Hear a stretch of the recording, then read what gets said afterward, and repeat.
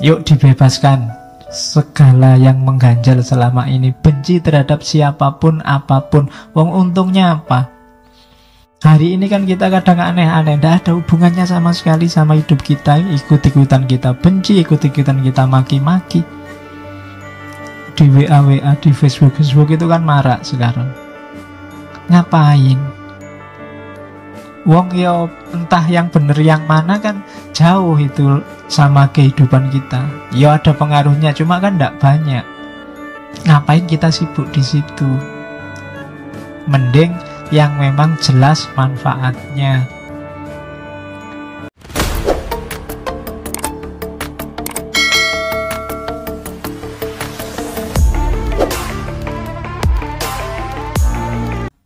Pemaafan nih. Ini saya agak susah ya nyari bahasa Indonesianya. Ada yang bilang permaafan, ada yang kemaafan, ada yang pemaafan. Ya, sing bener sing di saya juga nggak tahu. Pokoknya itulah ya, bahasa Inggris lebih bisa memahamkan mungkin ya. Forgiveness.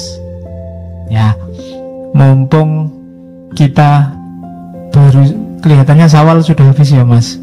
Baru saja meninggalkan bulan Syawal. Baru saja selesai memaafkan. Cuma menurut saya ada yang keliru cara kita menyikapi halal bihalal itu. Sejauh yang saya tahu banyak orang itu begitu selesai halal bihalal, mentalnya adalah mental bebas.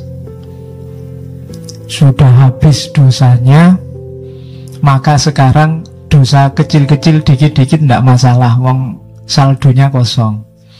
Jadi mentalnya mental santai. Mental sudah selesai, wong sudah minta maaf ke orang-orang, sudah sebulan Ramadan bertobat pada Allah, diampuni dosa-dosanya, maka sekarang free, bebas. Jadi mentalnya kemudian mental tidak apa-apalah dosa-dosa dikit. Yang penting kan kemarin sudah kosong saldonya, sekarang bisa nambah tidak masalah. Jadi problemnya itu yang bikin kemudian 1 bulan meninggalkan Ramadan, baunya Ramadan sudah hilang.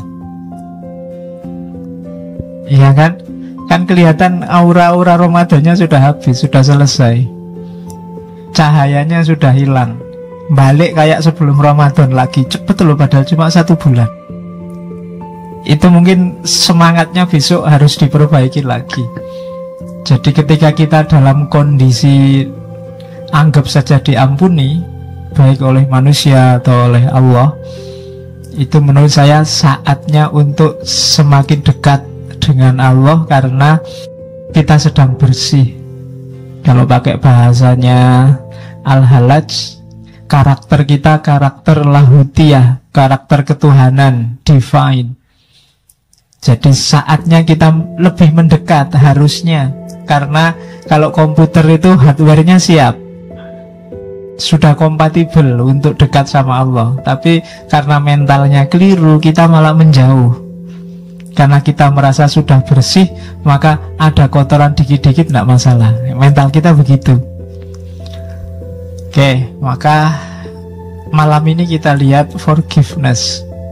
Cuma pemaafan malam hari ini bukan maaf kepada Allah ya, kita pemaafan antar manusia. Karena hari ini menurut saya tema ini penting. Banyak di antara kita hari ini susah sekali memaafkan. Kalau baca berita-berita itu, kita sekarang ngomong aja takut, khawatir dilaporke. Nulis aja takut, guyon takut, karena kalau keliru nanti urusannya polisi. Jadi sekarang kita serba takut, serba curiga. Kita juga melihat orang lain dengan kacamata curiga, orang lain melihat kita dengan kacamata curiga. Dimensi forgiveness-nya hilang. Kita tidak bisa memaklumi orang lain juga tidak bisa memaklumi kita. Akhirnya yang terjadi semacam hari ini. di WA grup Facebook itu kan isinya semua saling mencurigai kelompok yang lain. Al-Quran kan nyindir itu bahwa umat Islam hari ini itu pakai istilahnya Al-Quran, kullu hisbim bima ladaihim farihun. Setiap grup, setiap kelompok membanggakan grupnya masing-masing, kelompoknya masing-masing, dan saling mencurigai grup dan kelompok yang lain. Itu yang bikin hidup kita sekarang tidak enak. Makanya saya tidak pernah posting di wallnya Facebook. Karena kalau yang ngerti saya ndak ada masalah apa-apa dan ndak penting postingan di Facebook itu. Yang ndak ngerti saya itu jadi bahan.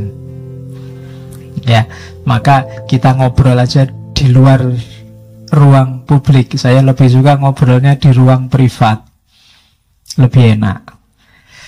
Oke, bismillah. Itu pengantarnya. Jamnya mati, Yos. Karena jamnya mati, jadi saya harus sering nengok-nengok. Oke. Karena jangan sampai lewat jam 10. Kita mulai. Apa sih pemaafan itu? Maaf itu kata-kata yang akrab di mulut kita.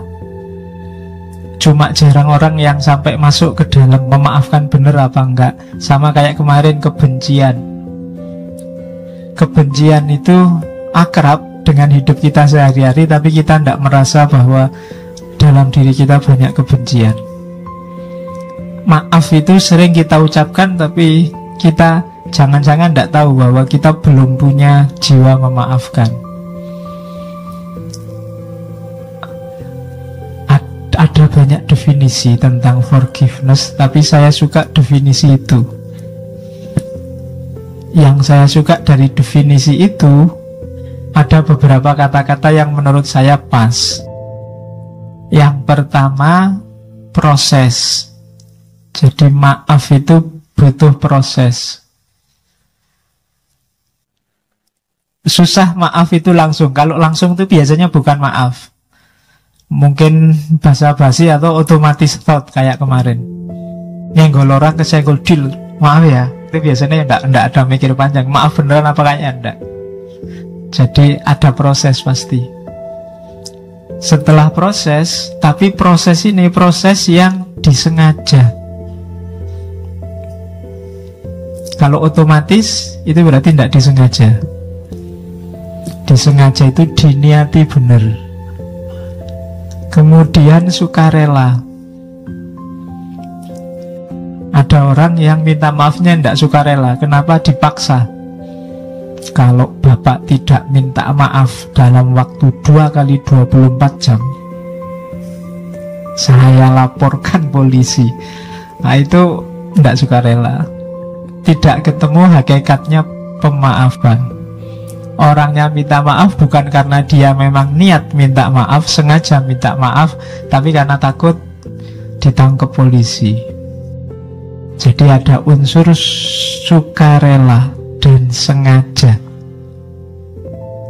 Kemudian ada sikap mental yang berubah.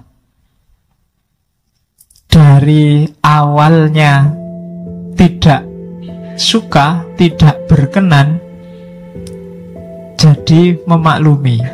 Harus ada ininya. Kalau batinnya masih belum memaklumi, itu belum maaf, tapi masih basa-basi. Kayak kita kemarin waktu Idul Fitri itu kan salam-salaman dengan siapa saja. Itu 90% basa-basi. Coba kamu cermati, kan basa-basi. Ketemu temannya, minal aidin ya, mesti gitu. Maaf lahir batin ya, tapi nah itu basa-basi. Prosesnya tidak ada. Jadi perubahan perilakunya tidak ada. Dan yang terakhir, emosi negatifnya disingkirkan. Dendam, ingin membalas, tadi disenggol, nyenggol balik baru saya maafkan, itu berarti nggak memaafkan. Jadi dalam maaf itu ada kesengajaan, kesukarelaan, ada perubahan tanggapan dari suka jadi tidak suka jadi suka, dari marah jadi memaklumi, dan yang terakhir tidak ada lagi emosi negatif. Kalau ini ada, berarti kita sudah memaafkan orang itu. Tapi kalau masih ada emosi negatif, masih ada marah, sebenarnya saya masih marah ini, tapi ya sudahlah, saya maafkan. Nah, ini marahnya masih ada, sebenarnya belum kita memaafkan dia. Ketika memaafkan, emosi negatifnya harus sudah hilang. Maaf beda, di situ di paragraf kedua saya tulis maaf beda dengan condoning kalau bahasa Inggris. Jadi condoning itu ketika orang tidak menganggap itu salah, ya berarti tidak butuh maaf. Jadi misalnya kakimu keinjak, oh maaf ya, oh tidak apa-apa, bagi saya kamu tidak salah, wong kamu nggak sengaja, bukan salah itu. Nah itu condoning, itu sebenarnya tidak butuh maaf. Atau excusing itu ya salah, cuma kamu tidak harus tanggung jawab. Itu excusing. Kamu minum teh terus saking capeknya tehnya kamu tendang biur, terus karpetnya kena teh apa kena kopi. Itu kan kamu merasa bersalah. Tapi orang-orang sekitar mau excusing, bisa maklumin tidak apa-apa, kamu nggak harus tanggung jawab, ben tak miri wae sing nyuci. Nah itu namanya excusing, yang kena kerjaan takmirnya sekarang. Jadi excusing itu juga tidak butuh pemaafan, sudah dimaafkan duluan. Itu excusing. Ada juga yang forgetting. Orang barat kadang ada apa-apa forget it, sudahlah lupakan aja. Itu juga berarti tidak butuh maaf, sejak awal sudah dimaafkan. Ada yang pardoning. Pardoning itu kita melakukan sesuatu yang menyakitkan orang lain, tapi sah. Mungkin karena kita hakim. Hakim itu kan dengan ini saya putuskan kamu di penjara 3 bulan. Kan kita nggak bisa bilang kejam sekali orang di penjara 3 bulan. Loh enggak, karena memang dia ngomongnya sesuai hukumnya memang begitu. Hakimnya nggak perlu minta maaf ya, kamu saya eksekusi 3 bulan. Nggak perlu begitu. Itu dia sudah sesuai dengan hukum, sesuai dengan aturan. Itu namanya pardoning. Kalau urusan ini kamu nggak perlu minta maaf, nggak apa-apa. Memang aturannya begitu. Ada juga reconciliation. Ini kenapa tidak masuk urusan maaf? Karena rekonsiliasi ini setelah permaafan selesai biasanya baru rekonsiliasi. Dimaafkan dulu baru rekonsiliasi. Jadi beda. Jadi ada loh orang yang rekonsiliasi tapi belum memaafkan. Hubungannya sudah pulih tapi kamu tidak saya maafkan, tak inget-inget besok kalau kamu. Nah itu berarti belum memaafkan. Tapi sudah rekonsiliasi. Masing-masing masih menyimpan dendam. Nah itu bisa. Tapi secara formal hubungannya sudah pulih. Kemarin kamu selingkuh, ya sudah, saya maafkan. Sekarang kita balik lagi. Tapi awas kamu besok. Nah itu diinget-inget. Berarti rekonsiliasinya enggak, tapi sebenarnya belum dimaafkan. Nah itu forgiveness. Jadi bukan condoning, bukan excusing, bukan forgetting, bukan pardoning, dan bukan reconciliation. Untuk urusan 1, 2, 3, 4, 5 itu kita tidak ada hubungannya dengan pemaafan. Terus, nah kita ambil ke filsafat sebentar. Ada filosof namanya J.L. Austin yang nanti menginspirasi lahirnya hermeneutika modern. Kalau tentang pemaafan, teorinya Austin ini berguna. Pernyataan maaf kita itu konstantif apa performatif?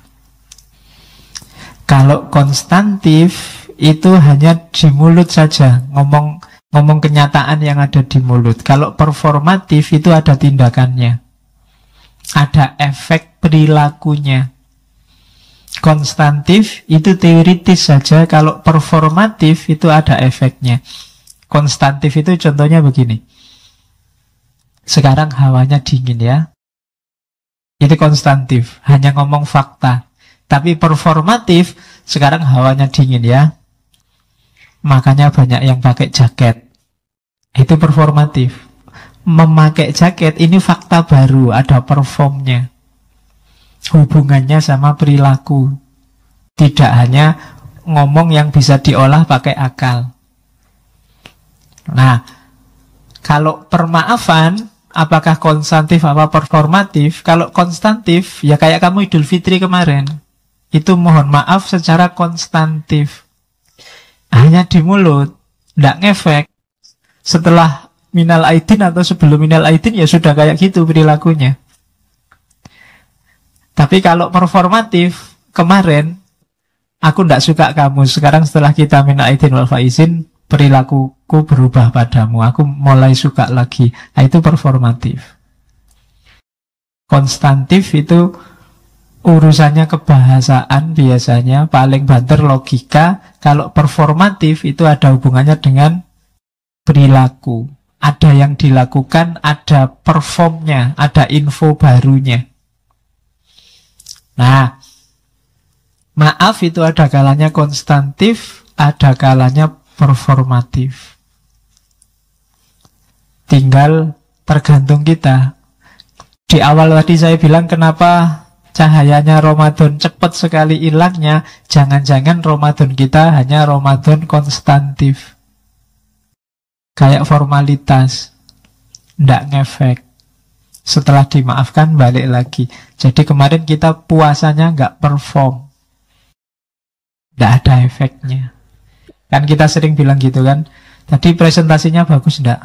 Saya ndak perform ya Pak. Tapi presentasi sih, tapi ndak ada efeknya, sama aja. Nah, itu ndak perform namanya. Nah, halal bihalal, maaf memaafkan, perform ndak, itu nanti kelihatan di perilakunya. Kalau ndak, berarti hanya konstantif. Ngaji ini hanya konstantif kalau jadi rutinitas, nggak ngefek. Malam Kamis saya yang ngaji Pak, sudah hampir sekian seri kita ngaji. Ada efeknya nggak Mas? Nggak tahu Pak, saya itu paham aja nggak Pak, apalagi efeknya misalnya. Nah itu berarti nggak perform.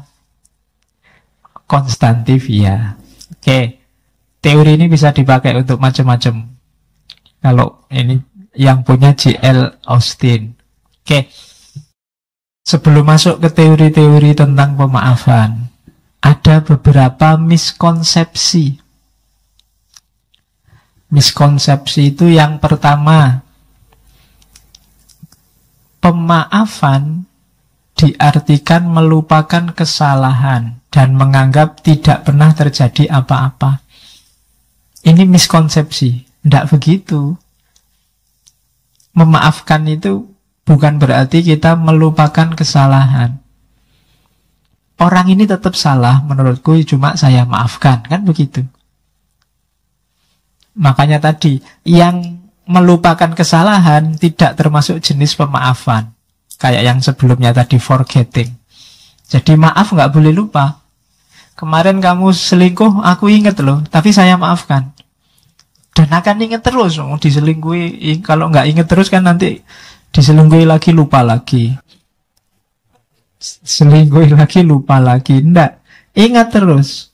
Nggak apa-apa, nggak masalah. Kamu katanya memaafkan, kok diinget-inget. Loh, memaafkan bukan berarti melupakan. Ya, kalimatmu aku maklumi, tapi itu tetap salah kan. Dan aku ingat biar kamu nggak bikin salah lagi. Yang kedua, jadi itu miskonsepsi. Nggak, maaf bukan berarti melupakan. Yang kedua, ada yang anggap maaf itu simbol lemah. Jangan dimaafkan. Hanya orang-orang lemah yang memaafkan. Kalau Gandhi kebalikannya, hanya orang-orang kuat yang bisa memaafkan. Nggak gampang loh memaafkan itu.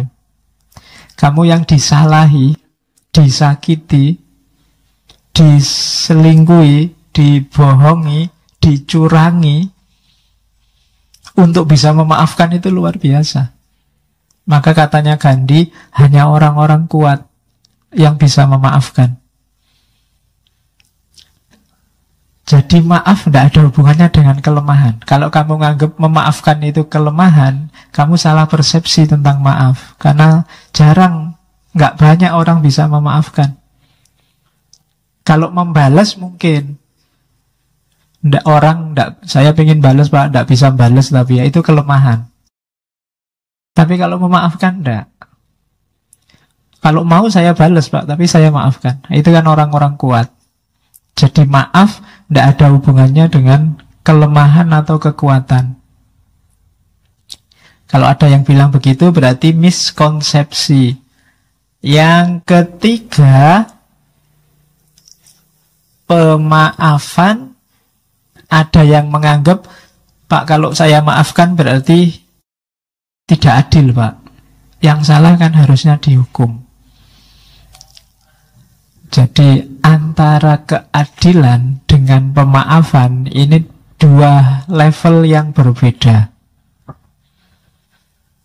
Adil itu hak, tapi maaf itu keluhuran, kemuliaan, kebaikan. Agama menyuruh, kalau tiap kali khotib Jumat itu loh, innallaha ya'muru bil adli wal ihsan. Adil ini paradigma pas, paradigma hak. Orang yang jatahnya 30, kasihlah 30, itu hak. Itu adil. Tapi di atas adil ada ihsan. Ihsan ini melampaui keadilan. Jauh lebih bagus daripada keadilan. Harusnya kamu zakat cuma 2,5%. Tapi kamu zakatkan 50%. Yang 47,5% itu ihsan. Kita menyebutnya sedekah, sodakoh. Itu ihsan. Harusnya kamu nganternya cuma sampai jalan besar saja, tapi kamu antar sampai depan kamarnya. Yo, sampai depan aja loh ya, nggak boleh masuk. Itu ihsan namanya. Betul. Atau kalau mau adil, harusnya kamu tidak nganter juga tidak apa-apa, tidak ada hubungan apa-apa kok. Bukan apa-apa, pacar juga tidak, kemarin ditembak nggak mau. Jadi, tapi kamu paksain nganter, itu ihsan, bukan adil. Nah, maaf, itu levelnya ihsan ini. Ya sebenarnya kamu disakiti, kamu dizalimi, kamu punya hak untuk balas, punya hak untuk menuntut keadilan. Tapi kamu maafkan, itu berarti ihsan. Jadi pemaafan itu bukan berarti ketidakadilan, tapi perbuatan yang baik, melebihi sekedar menuntut keadilan. Terus yang keempat, maaf hanya untuk orang-orang yang kita kenal atau orang-orang yang minta maaf. Ini juga termasuk miskonsepsi. Kalau kamu tidak minta maaf, ya tidak saya maafkan. Nah, ini miskonsepsi juga. Ya kalau ada dia minta maaf, ya. Tapi dia nggak minta maaf pun bukan berarti kamu tidak bisa memaafkan.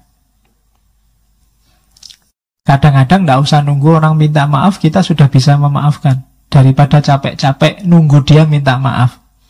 Apalagi dia yang kamu tunggu cuek aja. Kamu capek nunggu kapan dia minta maaf. Habis waktu menunggu ngapain? Udah dimaafkan aja. Rencananya mau dimaafkan toh, ya sudah dimaafkan saja. Tidak usah nunggu-nunggu. Ini tak tunggu-tunggu nggak datang-datang minta maaf ya. Waktu kita habis untuk nunggu dia. Ngapain wong dia nggak datang-datang? Sudah dimaafkan saja. Nah itu jadi ndak ada hubungannya dengan minta maaf. Terus yang keempat lagi, harusnya 5 itu. Oke. Maaf itu ada yang bilang bisa cepat dan mudah. Ini tadi yang saya bilang, ndak, maaf itu butuh proses. Orang perlu mengendap dulu untuk mempertimbangkan dia memberi maaf apa enggak. Kalau langsung dimaafkan itu biasanya tidak hakiki. Kayak tadi, hanya konstantif, hanya di mulut. Kayak kamu minal aidin wal faizin kemarin itu kan hanya di mulut.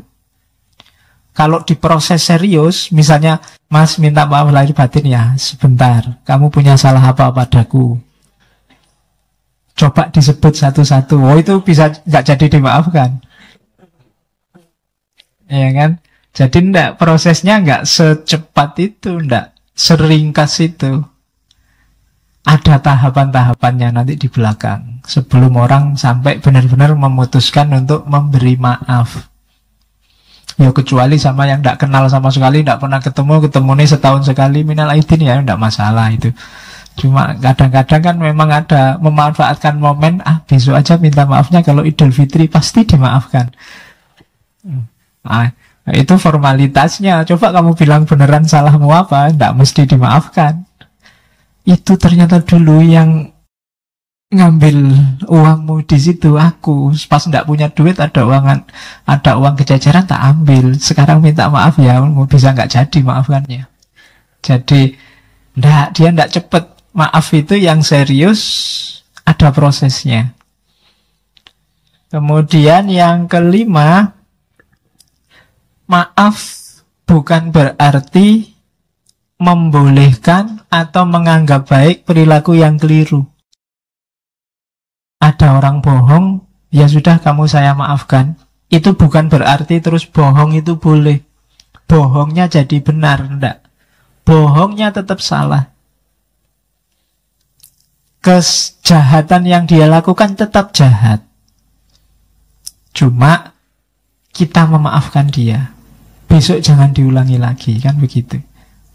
Kok besok diulangi lagi? Mungkin pertimbangan memaafkannya jadi lebih panjang lagi sebelum memaafkan.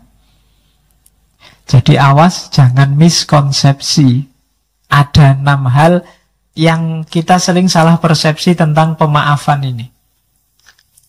Yang pertama, maaf bukan berarti melupakan kesalahan. Yang kedua, maaf bukan berarti kita lemah. Yang ketiga, maaf bukan berarti tidak adil. Yang keempat, maaf tidak hanya untuk yang minta maaf. Yang kelima, maaf itu ada prosesnya. Dan yang terakhir, maaf tidak membuat perilaku salah jadi benar. Nah, ini miskonsepsinya. Sebelum kita masuk ke teori maaf memaafkan. Nah, selanjutnya kita lihat manfaatnya dulu. Yang pertama, mengapa harus memaafkan? Alasan pertama, kenapa harus memaafkan itu biar kita ringan hidup kita. Hubungannya sama dendam, kebencian minggu lalu, itu kan sangat berat untuk psikis kita. Jadi kita minum racun, kayak minggu lalu kan ada pepatah, kebencian itu kita minum racun dan ingin orang lain yang mati.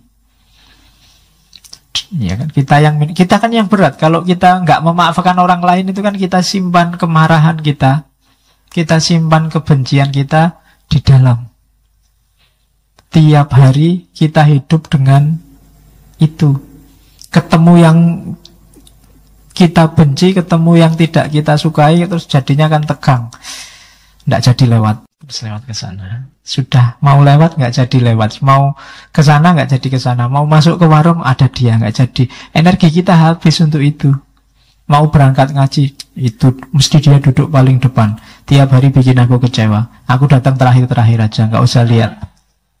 Misalnya, kan kita capek sendiri, hal-hal yang nggak penting, hal-hal remeh-temeh, jadi beban. Maka begitu kita maafkan, kita ringan sudah. Membuang separuh beban di kepala dan di hati kita. Kemarahan, dendam, otomatis tersingkir. Seperti saya bilang minggu lalu, bahwa di antara yang selalu bikin kita sibuk berpikir, itu adalah yang kita cintai dan yang kita benci. Padahal yang kita cintai dan yang kita benci itu tidak mesti mikir kita. Loh iya loh. Kalau kamu seneng sama orang kan tiap hari siang malam kamu pikir, wong dia ndak mikir apa-apa tentang dirimu. Benci sama orang juga begitu. Siang malam kita pikir dia nggak mikir apa-apa, dia cuek sama kita. Jadi rugi kita, rugi energi, rugi waktu, rugi tenaga, rugi pikiran. Eman-eman, mending dibuang saja. Kalau menurutmu itu barang jelek, barang tidak penting, kan harus dibuang. Nggak usah disimpan. Kalau disimpan nanti baunya tidak enak. Jadi buanglah sampah pada tempatnya. Kalau gitu kita anggap sampah, jangan disimpan di sini. Oke, itu manfaatnya. Maka maafkanlah. Terus maaf itu menyembuhkan. Maaf itu membuat kita maju. Bahasanya anak hari ini, kamu terjebak oleh masa lalu, padahal kamu hidup di masa kini, menuju masa depan. Jadi maaf membuat kita bebas dari luka masa lalu. Sudahlah, dibuang saja. Meskipun tidak harus dilupakan, kita ambil pelajaran. Kayak tadi, tidak harus dilupakan. Kenapa? Biar kita jalannya memang ke depan, tidak ke belakang. Kalau kita hanya lihat ke belakang saja, ya nanti kita nggak bisa jalan ke depan. Sekali-sekali belakang itu buat pelajaran, tapi jangan fokus ke sana. Kayak naik motor itu loh. Belakang itu kan dilihat sekali-sekali pakai spion. Nggak usah kamu lihat terus. Kalau naik motor kamu lihat spion terus, ya nabrak. Sekali-sekali ngelirik ke belakang. Jadi orang-orang yang mengecewakanmu nggak usah terlalu dipikirin. Dilihat sebentar aja pakai spion. Oh, ya sudah. Nggak usah dilihat lama-lama. Nggak usah dipikir lama-lama. Ngelihatnya dikit-dikit aja. Biar kamu bisa maju. Kalau enggak, kamu mandek di situ, stuck di situ, enggak bergerak, enggak bisa maju. Maka yuk dibebaskan segala yang mengganjal selama ini. Benci terhadap siapapun, apapun. Wong untungnya apa? Hari ini kan kita kadang aneh-aneh, enggak ada hubungannya sama sekali sama hidup kita. Ikut-ikutan kita benci, ikut-ikutan kita maki-maki. Di WA, di Facebook itu kan marak sekarang. Ngapain? Wong yo entah yang bener yang mana kan jauh itu sama kehidupan kita. Yo ada pengaruhnya, cuma kan tidak banyak. Ngapain kita sibuk di situ? Mending yang memang jelas manfaatnya. Oke, yang kedua itu ya. Jadi mari kita singkirkan aja bau kebencian apapun. Tidak usah nyari di orang lain, cari dalam diri kita sendiri. Saya sering bilang kita itu selalu melihat ke orang lain. Kita marah-marah kalau ada orang maki-maki, kalau ada orang mengkafir-kafirkan, ada orang membid'ah-bid'ahkan. Tapi selalu orang lain. Jangan-jangan kita juga begitu. Nganggap orang lain salah, nganggap orang lain keliru, nganggap orang lain tidak pas. Yang pas kita. Itu tadi yang diketawakan oleh Al-Quran kan, kullu hizbin bima ladaihim farihun.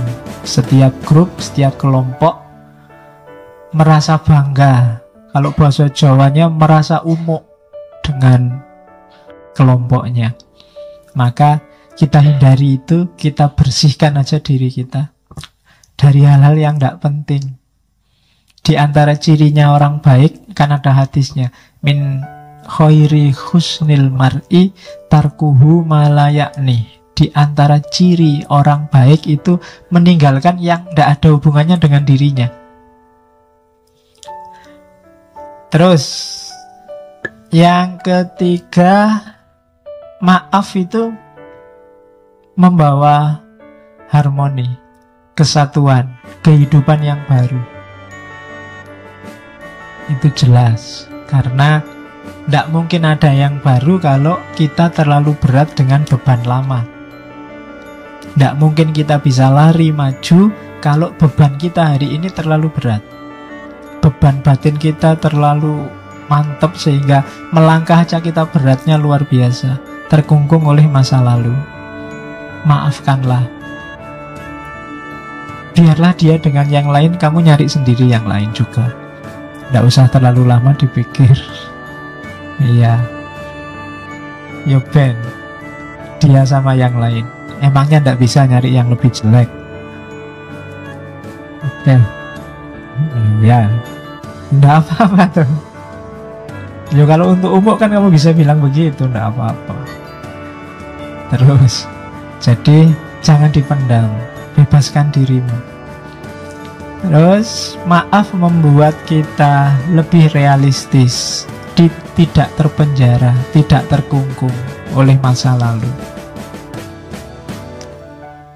Terus, itu sudah dijelaskan tadi, maaf membuktikan bahwa kita masih manusia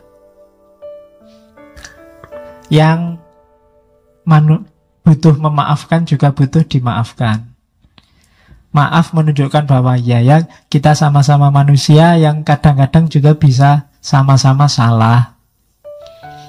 Saya maafkan, siapa tahu besok aku yang butuh dimaafkan. Hari ini kan kita kejam sekali sama orang yang keliru, salah ngomong, keceplosan. Kita tidak memaafkan, mau semua kita laporkan ke polisi. Mbok coba, jangan-jangan besok kita yang keceplosan ngomong, jangan-jangan besok kita yang salah bicara. Kan sengsara juga kalau tiba-tiba salah ngomong terus dilaporkan polisi. Wong tadi niatnya guyon ya, tapi karena sudah terlanjur benci ya dilaporkan polisi. Jangan-jangan besok menimpa kita juga. Maka hendaklah kita budayakan memaafkan. Kalau orangnya sudah memang minta maaf, ya kita maafkan. Karena siapa tahu besok kita yang butuh dimaafkan. Jadi peradaban yang saya bilang tadi, pemaafan itu levelnya tidak hanya level adil. Ya memang adilnya orang salah itu dihukum. Cuma pemaafan itu melampaui adil. Dia ada di level ihsan. Kan lebih enak jadi orang mulia. Di atasnya sekedar adil. Jadi maaf menunjukkan bahwa kita ini manusia bisa salah. Kalau orang lain minta maaf, ya kita maafkan. Karena siapa tahu besok kita yang butuh dimaafkan. Yang terakhir di catatan saya, mengapa harus memaafkan? Maaf itu membuat kita punya energi lebih.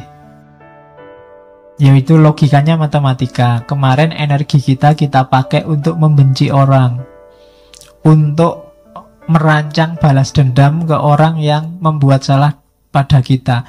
Ini kan energinya besar.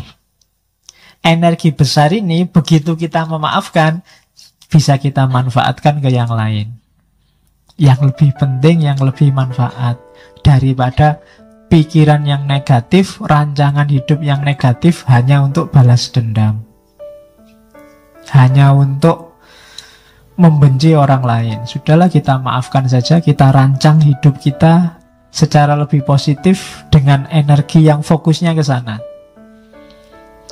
Itu manfaatnya memaafkan.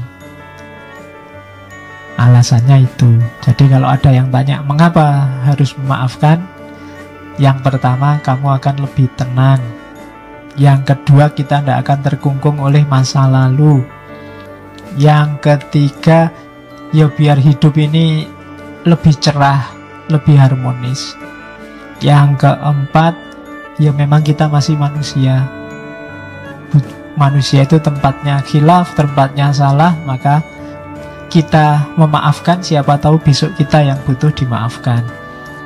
Dan yang terakhir, dengan memaafkan, energi kita untuk membenci, untuk balas dendam, untuk ingat-ingat salahnya orang lain bisa dimanfaatkan ke arah yang lebih positif. Maka budayakan hidup memaafkan. Tapi ada kalanya orang tidak mau memaafkan. Banyak alasannya. Di catatan saya ada beberapa. Mengapa ada orang tidak memaafkan? Jawabannya kayak tadi. Orang menganggap memaafkan itu lemah. Orang lebih memilih hidup harus adil. Salah ya dihukum. Keliru ya harus dikasih sanksi. Jadi ada yang pakai argumen itu.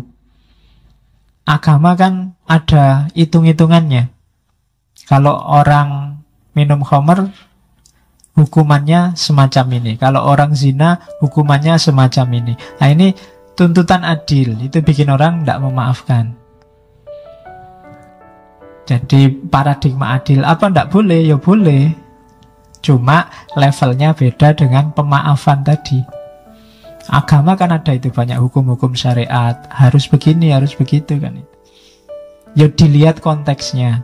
Dalam banyak kasus Nabi lebih memilih paradigma pemaafan dibandingkan paradigma penghukuman, dibandingkan paradigma sekedar keadilan.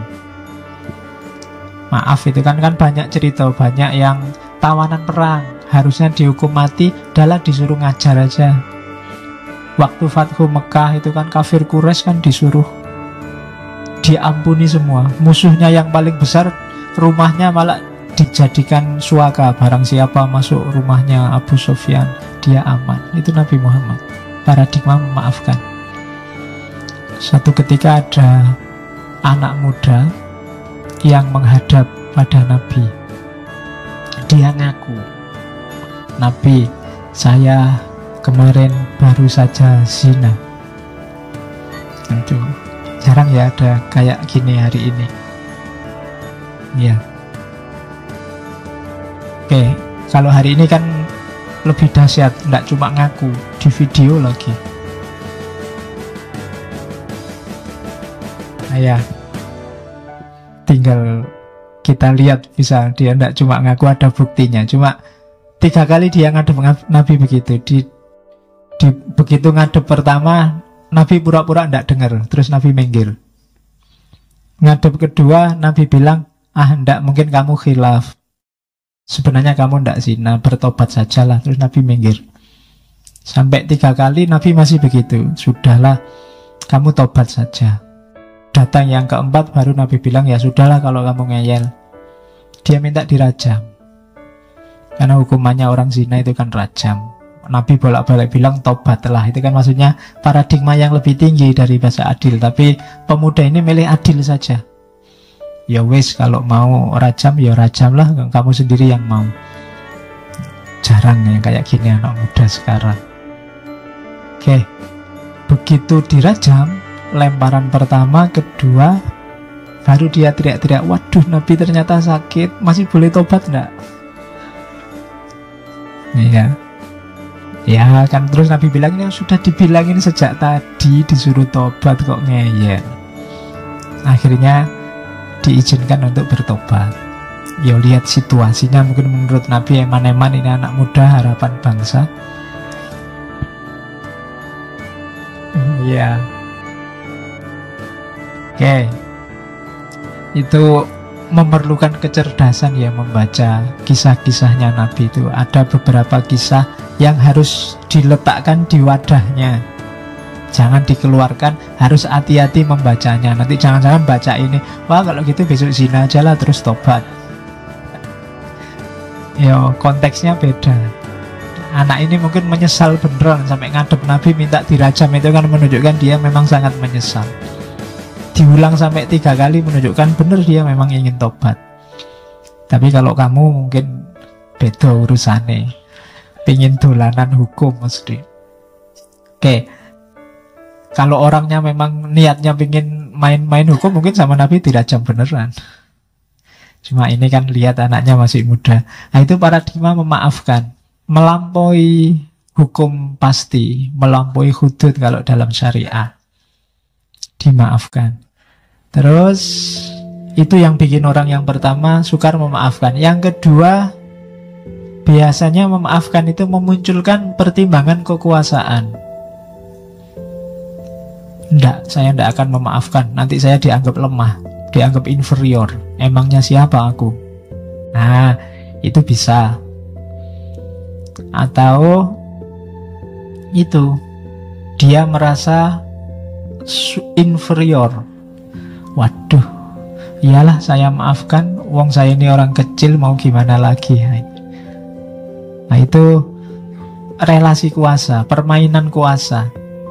Ini juga bikin pemaafan jadi ndak hakiki. Bikin orang kemudian ndak lah, itu cuma permainan. Kalau yang minta maaf dosennya, apa ya kita bisa menolak? Dosennya telat, kita sudah nunggu setengah jam, nggak datang-datang, begitu datang, maaf ya saya ada tamu tadi sebentar. Masuk, ndak pak, ndak, saya maafkan. Masuk betul. Kita sudah nunggu setengah jam ya pak, kan nggak gitu. Karena kita kalah kuasa. Tapi kalau mahasiswanya telat 10 menit, ndak bisa, sudah dimulai. Keluar ya, gimana lagi? Minta maaf pak, tadi bannya gembos. Ndak bisa, sudah aturan itu. Nah, itu kan relasi kuasa. Kamu ndak berani memaafkan, yang sini ndak berani menolak permintaan maaf. Itu maka orang terus ndak, paradigmanya adil aja lah. Kalau kita 10 menit nggak boleh masuk, dosennya juga ndak boleh masuk. Kalau sudah 10 menit kita pulang pak, ngajar sendiri misalnya. Itu namanya adil. Nah, oke. Ya besok kalau kuliah hari pertama, Pak perjanjian Pak, ini paradigmanya adil apa permaafan?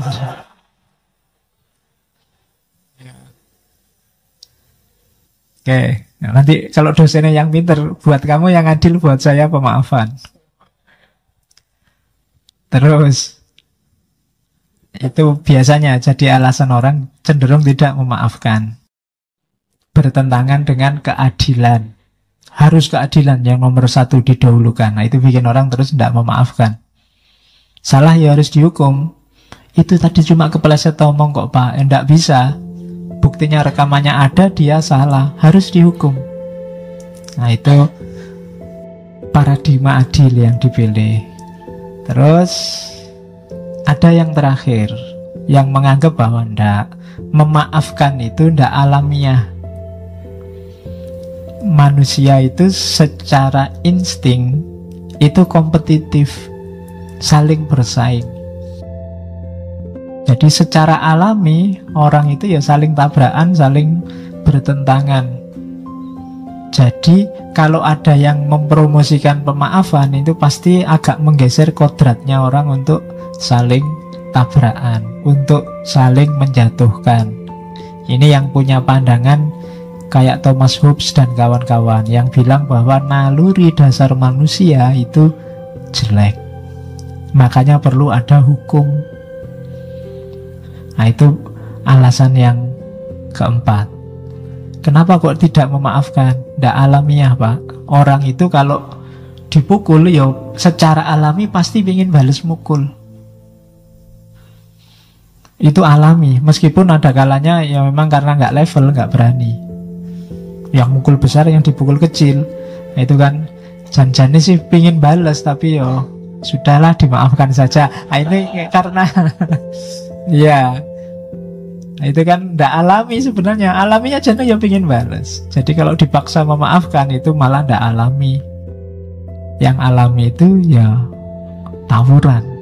Karena manusia punya fitrah saling memangsa. Kan itu ada yang punya pandangan semacam itu. Jadi mengapa tidak memaafkan? Paling tidak ada 4 alasan. Terus ketika orang memaafkan, benar-benar memaafkan, maka ada 3 ranah yang terlibat: kognitif, afektif, dan behavior. Kadang disebut psikomotorik.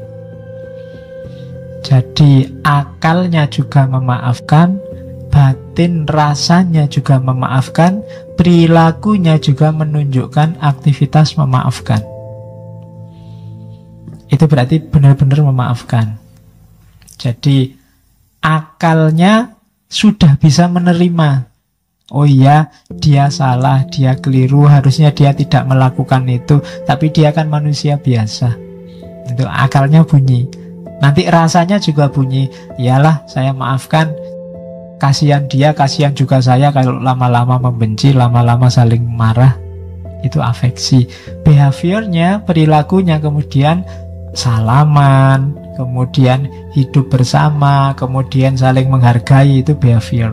Berarti memang sudah memaafkan. Jadi kalau 3 ranah ini terlibat, tidak sekedar di mulut kayak tadi, berarti kita sudah benar-benar memaafkan. Kognitif, afektif, sama behavior. perilaku kita menunjukkan memaafkan, batin kita memang memaafkan perbuatannya, dan akal kita memaklumi apa yang sudah dilakukan, itu berarti kita sudah benar memaafkan. Memaafkan tapi behaviornya tidak begitu, masih lirik-lirikan, masih caci maki, ya berarti belum. Hatinya masih belum. Ya saya maafkan tapi masih agak ganjel gimana ya kok, berarti belum.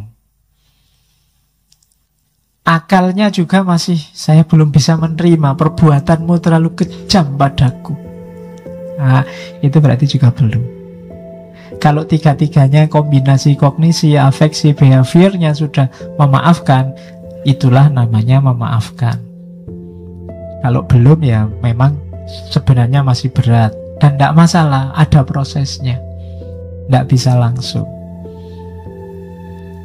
Oke, ini agak ngulang kayak tadi. Mengapa harus memaafkan? Ya depresi, marah, mencegah balas dendam, meningkatkan kualitas hubungan. Kadang-kadang kemarahan kita, ketika kita tidak mau memaafkan, itu yang terjadi rangkaian balas dendam. Saya mukul, kemudian kamu tidak terima, kurang ajar aku dipukul, balas mukul. Loh kak, kamu balasnya 2 kali, tak balas lagi. Loh kamu, ya rangkaian kayak Amerika waktu diserang 9/11, tidak dimaafkan terorisnya, dikejar kemana-mana sampai ke Afghanistan, ke Irak. Akhirnya kan rangkaian kekerasannya nggak habis sampai sekarang. Jadi semuanya dibakar oleh kemarahan sampai hari ini. Jadi hati-hati, kemarahan kita, kebencian kita itu akan berangkai, melahirkan kemarahan baru, kebencian yang baru. Karena kamu caci maki dia, dia ganti caci maki kamu. Kamu balasnya lebih dahsyat, dia lebih dahsyat lagi. Kamu ngomong 1 jenis binatang, dia ngomong 3 jenis binatang. Kamu, ya kan? Jadi kamu ngomong 5 jenis, dia ngomong seluruh kebun binatang. Kamu ngomong, ya bisa begitu. Kamu maki dia, dia maki kamu. Kamu maki dia, ditambah kamu maki saudaranya. Dia maki kamu, tambah maki bapaknya, ibunya. Oh dasar mbahnya, oh dasar terus. Jadi ini rangkaian. Bisa sampai dosen-dosennya, bisa sampai kampus-kampusnya. Dasar mahasiswa Windeso, kampusnya kena, ya kan? Kampusnya sampai kena, nanti dosennya juga kena, semuanya bisa kena.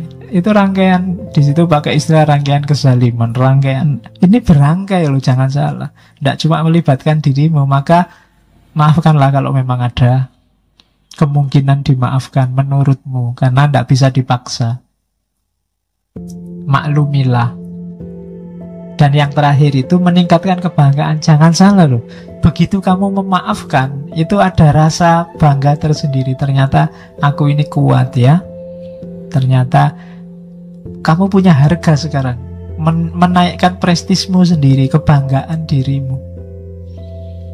Ya rasakan sendiri kalau kamu nanti memaafkan. Biarlah engkau bahagia bersamanya, aku turut mendoakan. Nah itu kan, loh itu kan meningkatkan. Orang yang lihat, wah kamu baik sekali ya, kamu sudah begitu kamu masih mendoakan saja. Nah itu ada kebanggaan diri. Oke. Terus sekarang prosesnya. Proses memaafkan itu yang jelas tadi ya, disengaja. Terus tidak bisa langsung, ongoing proses, butuh waktu. Bahkan dalam kasus tertentu perjuangannya sepanjang hidup. Ya kayak tadi, kamu dikhianati sekali, itu kan teringat terus. Ini kan anytime kamu berusaha untuk bertarung melawan ingatan bahwa kamu pernah dikhianati itu, meskipun kamu sudah memaafkan. Dan resikonya kamu harus bertarung terus untuk tidak lagi mengingat-ingat kesalahan dia padamu. Jadi memang butuh waktu, takes time. Bahkan bisa sepanjang hayat. Karena itu memaafkan bukan proses yang mudah. Kemudian permaafan juga sifatnya aktif, tidak pasif, tidak nunggu. Ya kapan-kapan kalau saya sadar saya maafkan, tidak. Kamu harus berusaha bergerak untuk memaafkan. Kalau nunggu sampai batinmu siap memaafkan, ya tidak siap-siap. Karena memang karakter kita kalau ada orang salah ya memang ingin balas kayak tadi bawaan. Maka jangan ditunggu sampai kamu siap memaafkan, tapi berusahalah untuk bisa memaafkan. Berjuanglah. Meskipun tidak harus langsung. Kemarahan yang ada di dadamu taklukkanlah pelan-pelan. Tidak harus kesusu. Carikan dasar yang kuat. Biar nggak sekedar ditutup-tutupi, tapi memang secara sadar dimaafkan. Karena kalau cuma ditutup-tutupi, pada saatnya bisa meledak. Tapi usahakan ya memaafkan yang benar. Maka itu sifatnya aktif. Tidak pasif. Jadi memaafkan itu justru menunjukkan keaktifan. Bukan menunggu orang minta maaf. Kemudian dari dalam. Jadi bereskan dalam dulu. Baru nanti ekspresi keluarnya bagus. Kalau di dalamnya belum beres, keluarnya ya tidak akan beres. Pura-pura saja. Kalau ketemu senyum tapi begitu lewat, melirik. Ya kan? Kalau ketemu ngomongnya enak-enak, di belakang ngomongnya jelek-jelek, berarti belum memaafkan. Maka bereskan dulu yang di dalam sini. Kalau masih belum ya ngomong, saya sedang berusaha untuk memaafkanmu, mohon maaf ya, ini masih perjuangan, kan biasa aja. Jadi aku sangat kecewa, aku sangat marah, yo berusaha aku memaklumi, tapi sampai hari ini masih belum sukses, jadi bantulah perjuanganku. Nah. Oke, semangat kan gitu. Kayak benteng Takeshi itu loh, kalau mau gerak itu. Aku bisa kan gitu. Meskipun setelah itu kecemplung. Oke, kan biasanya gitu kan, mantep, teriak semangat. Aku bisa. Tapi terus jatuh. Terus. Dan ya biar karena dalamnya berubah, nanti perilakunya berubah. Jadi ada proses panjangnya. Nanti ada penjelasan detailnya. Ini loh prosesnya. Ini namanya teorinya Enright Model. Yang punya teori Robert Enright. Dari bukunya Forgiveness is a Choice. Memaafkan itu pilihan. Itu hak kita. Mau memaafkan atau tidak memaafkan. Ya, kalau kita mau memaafkan, nikmati manfaatnya. Dan kalau tidak mau memaafkan, ya nikmati juga beratnya menanggung kemarahan dan kebencian. Oke. Silahkan diminum dulu. Yang sudah habis boleh ngambil lagi kalau masih ada.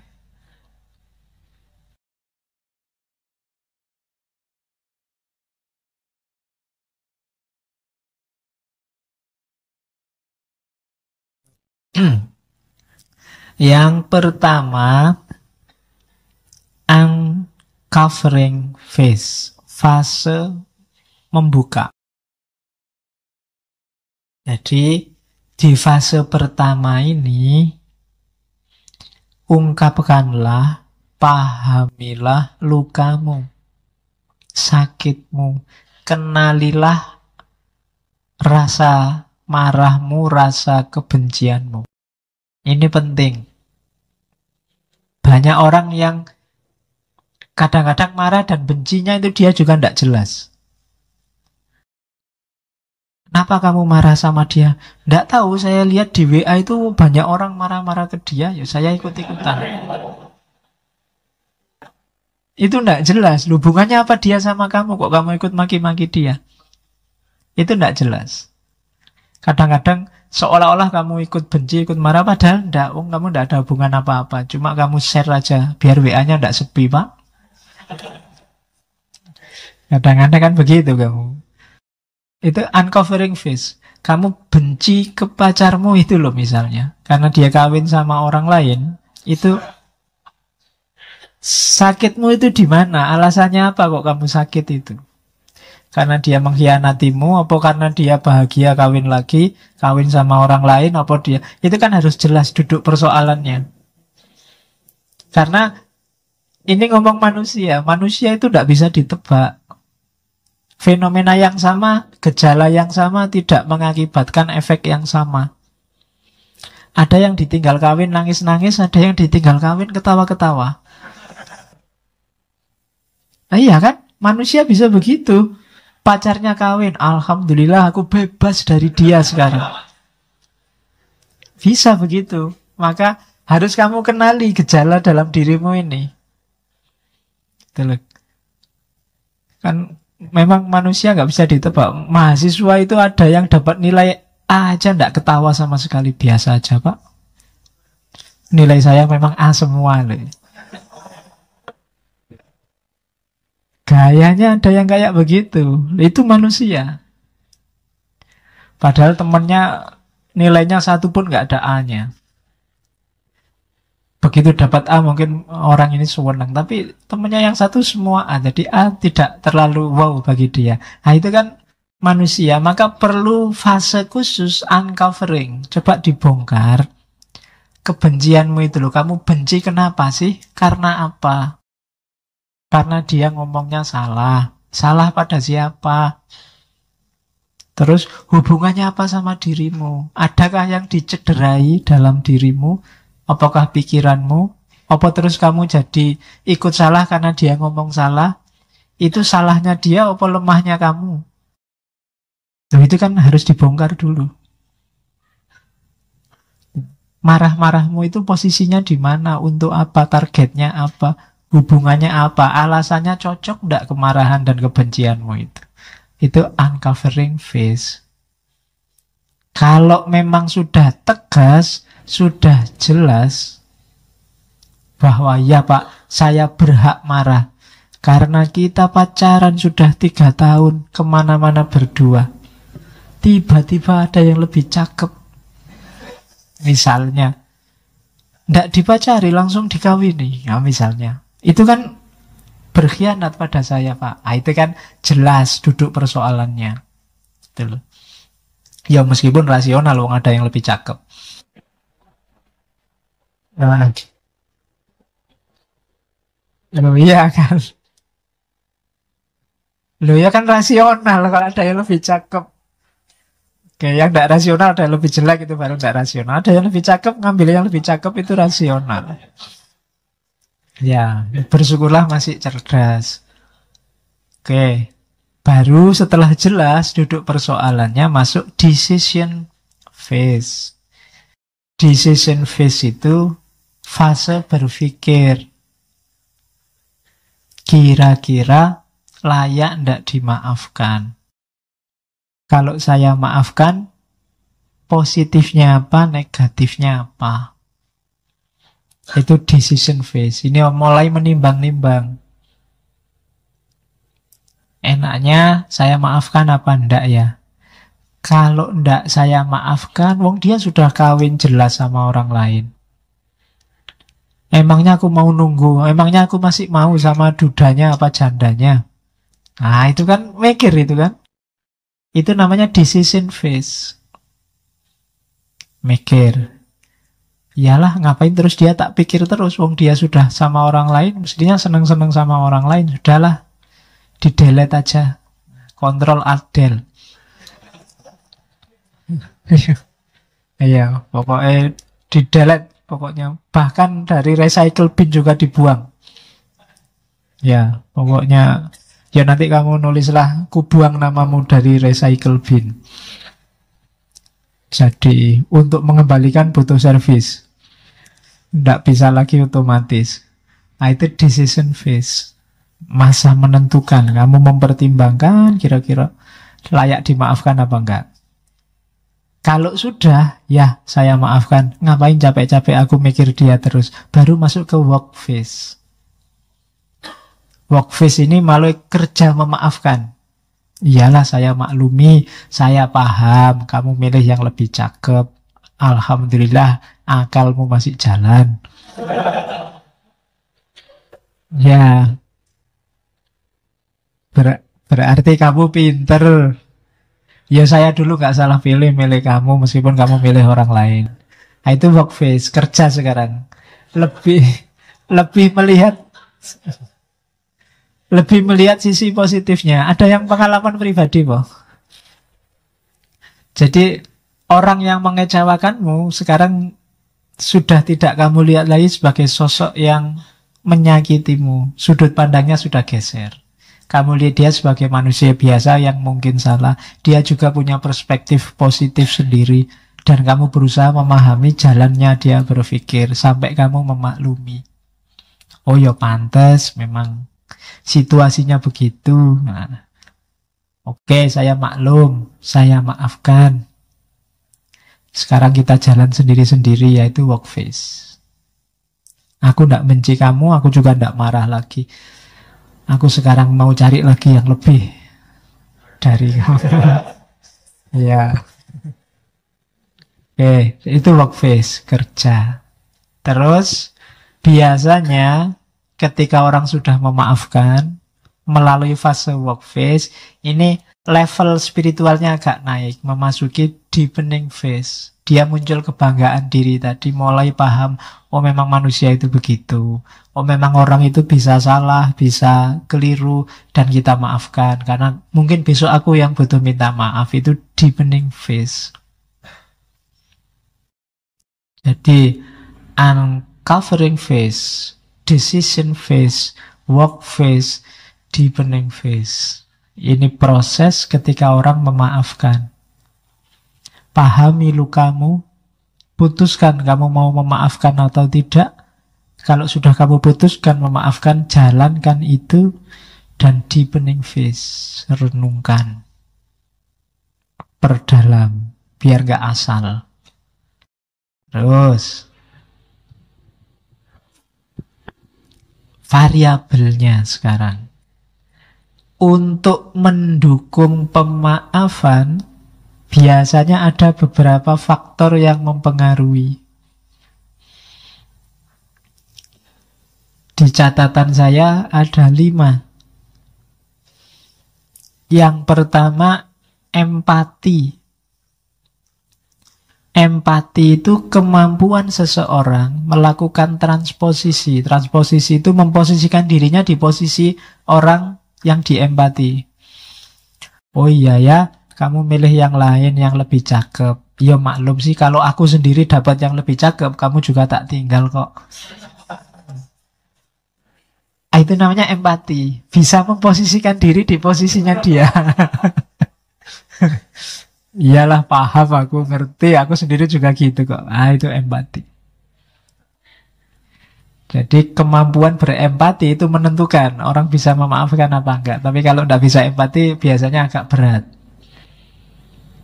Oke, yang kedua atribusi.